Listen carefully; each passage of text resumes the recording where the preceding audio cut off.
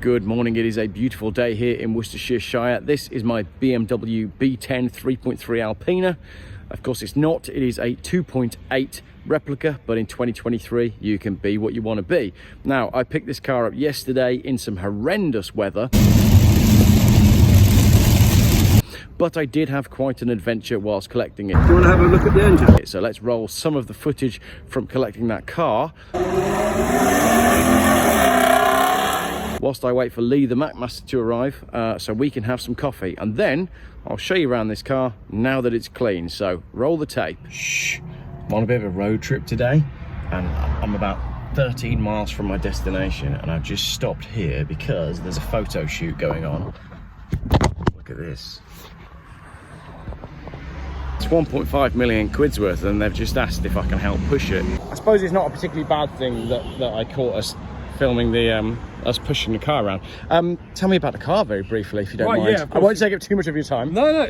So my name is Will Smith from RM Sotheby's. Yep. I'm a car specialist. Yep. So I hunt and find rare exotic beasts like this. So this is a 1963 250 Lusso Ferrari. Yeah. The Lusso was conceived as very much a road car, using a lot of the racing elements that the 250 Colombo engine V12 had incorporated in the 60s. So this was the kind of car that you would see going from Monaco to St. Moritz to Paris to all over Europe. You know, it was considered one of the great grand tourers of its day. There was actually one car or two cars that actually raced through the Spa-Francorchamps program, but they were very much road cars. And they were designed for long, luxurious grand touring around Europe. And this one started life in Italy, then found its way over to America, to Hollywood eventually, and then back to here, where it was restored from probably 2013 to 2017, and has been in private ownership since then. In this country today, you know, there's probably 20, 30. My estimate is 1.25 to 1.5. And as I say, it's going through 4th of November in London. Exciting. How's the market at the minute? Everything looking good? It's all good. What's your feedback? It's a very international marketplace at the moment. We specialise in, you know, this is a left-hand drive car, but it's in the UK, so we could in theory sell it to America, we can sell it to Europe. US market's still probably the strongest of the markets, and it's the biggest, so that's not surprising. But Monterey Car Week was a big week for us a few weeks ago. Very good results there. Slightly ahead of where Europe is right now. UK market probably not as strong as it has been in previous years, but lots of reasons for that. There's a lot going on. But no, it's, as I say, it's a very international marketplace that we adhere to and sell to. So we try and tap into as many different international buyers as we can. Brilliant. Well, there's a lot going on here as well. We got a car. Someone waited to speak to you. We got a lawnmower. That is stunning, isn't it? Yeah, it's about as good as it gets. It is about as good as it gets. Fantastic. Do you want to have a look at the engine? I'd love to have a look at the engine.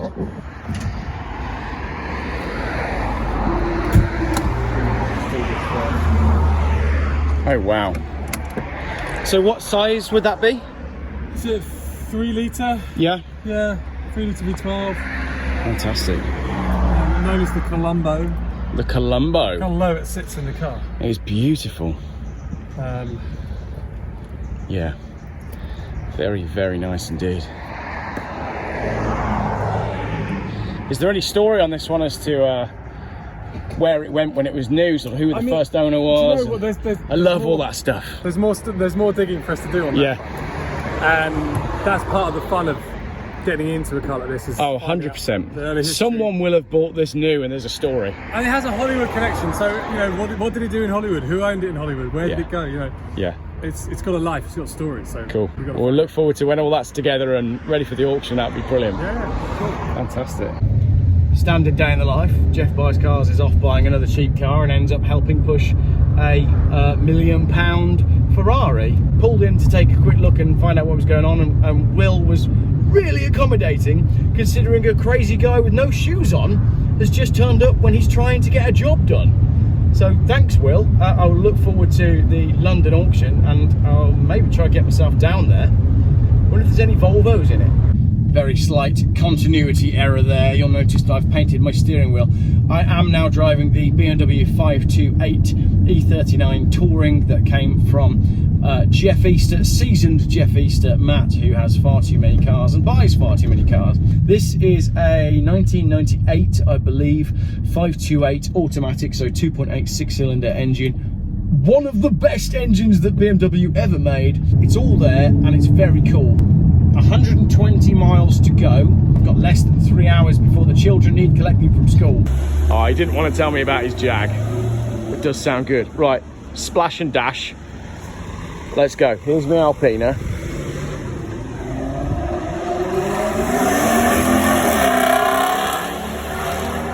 Let's get some petrol.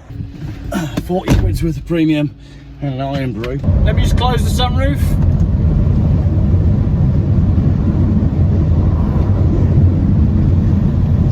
Sunroof doesn't want to close. I have to move over now because apparently there's a stranded vehicle. Wonder if there actually will be a stranded vehicle. Oh, it's an electric car. Wonder what's happened there. I bet I can guess what's happened there. See all that on the back seat. It'd been nice to have it open though, but I didn't realise the back seat was getting soaked. So there we have it. That is my BMW E39 Alpina replica. What do you think? Let me know in the comments.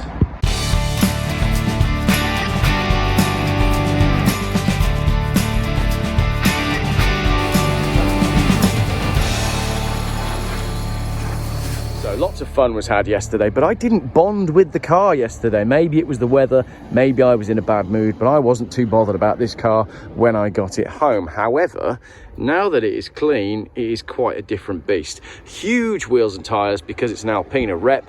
We've got a genuine Alpina bumper on the front. I assume the wheels are replicas, and then it's got a sticker pack, but I think it looks fantastic in this colour. Tyres on the front are, I think, 245 wide, and then they're 275 on the back. So massive, massive wide tyres, and I can show you, because this is quite funny, if I open the car, look, in the boot, I have the tyres for my little Renault, my Renault 10. There we go, look, quite a difference. So the Renault tyres are Toyo Nano Energy 3s, 175 70 13, and they cost me £147 for a whole set. I don't know how much a set of Toyos for this BMW would be, but I'll go and work it out and I'll put that figure just there. Staggering. But look at the width distance difference at the back. As the tyre rolls away. Let's go catch the tyre before it goes through that showroom. Excellent. Any minute now, Lee is going to arrive and I'll show him the car. I'm quite excited by this one, to be honest. I am definitely more excited by it today than I was yesterday. Split fold tailgate, of course, because it's BMW, which is super handy. Black leather on the inside. There's a few marks on it. There's a bit of rust coming through here. And the sills have obviously been done at some point, so that needs probably doing again. And then colour coding. I'd probably colour code the side mouldings and on the rear bumper, because on the front it's a facelift model, so they're blue. So the side mouldings are blue on the front, so I would maybe change that. It's got a sunroof, which works, which is funny because it didn't yesterday. It kept popping back up. Check it out, two things. One, whilst waiting for the car wash, I couldn't believe that this car was still running. It's so quiet. Clearly I'm used to more expensive things. Two, I fixed the sunroof with a Hot Wheels car. What I did was I pushed the Hot Wheels car in so that it kept the deflector down. That was the problem. The deflector basically needs greasing up because it wasn't dropping down when the sunroof closes. I've used the Hot Wheels car. It's actually a 69 Shelby to hold the deflector down, and now the sunroof has closed properly. Superb, what a result. Bit of damage on that rear bumper. Again, going around this side of the car.